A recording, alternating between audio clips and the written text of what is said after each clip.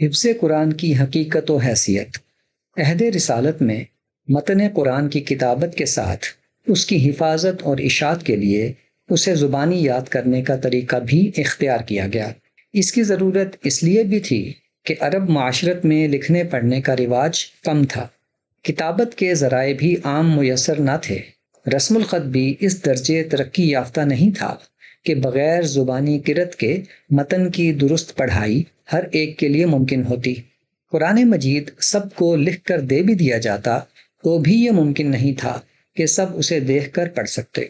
وسیع پیمانے پر قرآن مجید کی تلاوت، حفاظت اور اس کی تعلیم و ترسیل کے لیے اسے زبانی یاد کرنے کے سوا دوسرا کوئی راستہ نہ تھا۔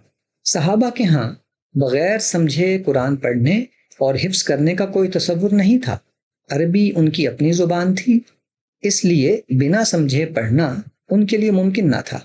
انہیں قرآن پڑھنے یا یاد کرنے کا کہا گیا، اس سے قرآن مجید کی بے سمجھ تلاوت یا حفظ مراد لینے کی کوئی گنجائش نہیں نکلتی۔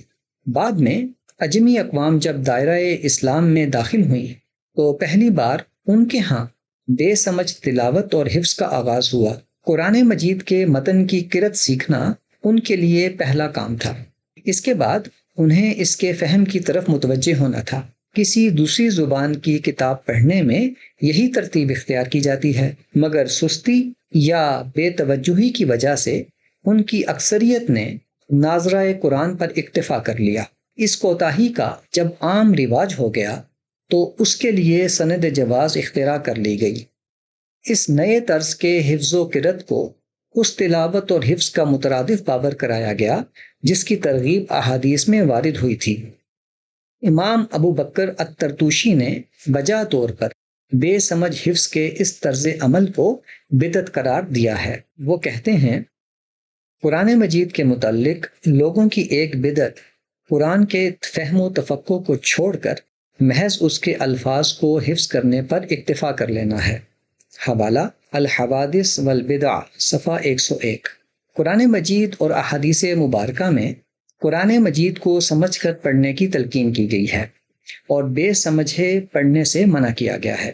ارشاد ہوتا ہے، کتاب انزلناہ الیک مبارک لیدبروا آیاتہ ولیتذکر اولو الالباب، سورہ صاد آیت نمبر 29۔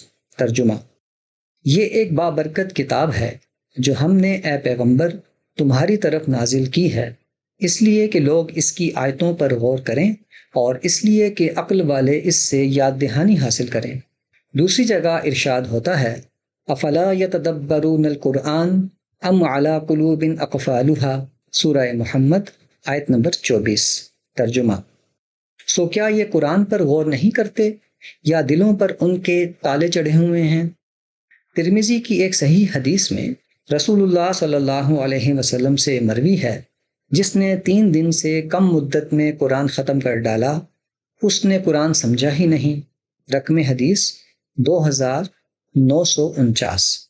عجیب بات ہے کہ اس روایت کی بنا پر قرآن مجید کو 3 دن سے کم میں ختم نہ کرنے کی طرح تو ڈالی گئی، مگر روایت کا اصل مقصود یعنی بے سمجھ تلاوت کی حوصلہ شکنی اسے باور ہی نہیں کیا گیا اور بے سمجھ تلاوت اور حفظ کو باعث اجر سمجھ لیا گیا۔ قرآن کے ہاں یہ طریقہ اپنایا گیا کہ کسی آیت کو ادھورا نہ پڑھا جائے، پڑھتے ہوئے سانس درمیان میں ٹوٹ جائے تو آیت کو کچھ پیچھے سے دہرا کر اسے مکمل کیا جائے۔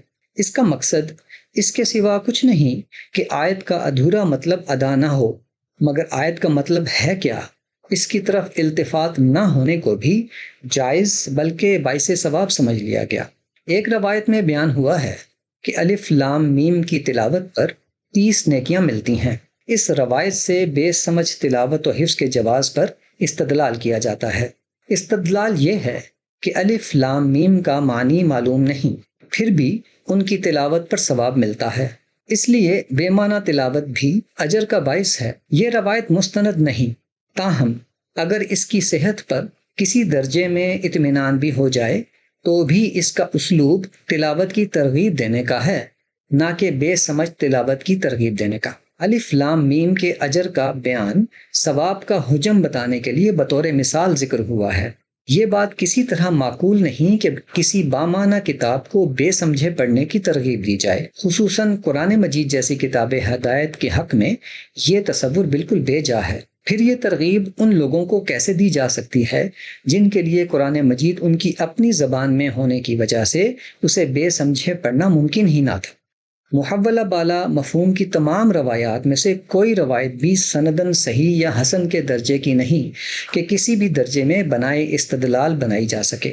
تاہم انہی روایات میں سے بعض متون میں وہ پوری بات بھی بیان ہوئی ہے جو دین اور عقل دونوں کے مطابق ہے، اور وہ یہ ہے کہ یہ اجر محض بے سوچے سمجھے تلاوت کرنے پر نہیں بلکہ قرآن مجید پر غور و فکر کرنے، اسے سیکھنے، سمجھنے، اس پر عمل کرنے اور دوسرے لوگوں کو سکھانے کے مجموعی کام پر بتایا گیا ہے۔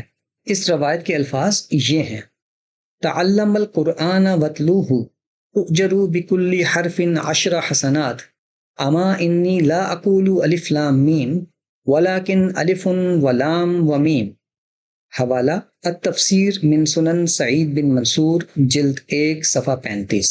ترجمہ: رسول اللہ صلی اللہ علیہ وسلم نے فرمایا، قرآن مجید کو سیکھو، سمجھو اور اسے پڑھو، تمہیں ہر حرف کے بدلے 10 نیکیاں ملیں گی۔ یاد رہے، میں یہ نہیں کہتا الف لام میم ایک حرف ہے، بلکہ الف، لام اور میم الگ الگ حرف ہیں، یعنی 3 حروف ہیں۔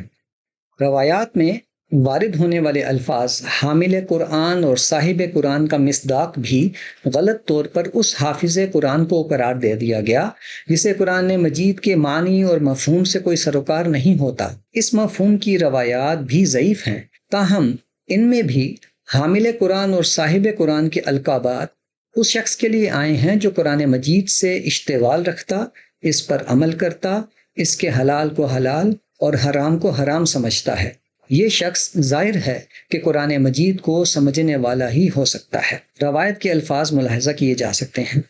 رسول اللہ صلی اللہ علیہ وسلم نے فرمایا، جس نے قرآن پڑھا اور اسے پوری طرح حفظ کر لیا، جس چیز کو قرآن نے حلال ٹھہرایا اسے حلال جانا، اور جس چیز کو قرآن نے حرام ٹھہرایا اسے حرام سمجھا، تو اللہ اسے اس قرآن کے ذریعے جنت میں داخل فرمائے گا۔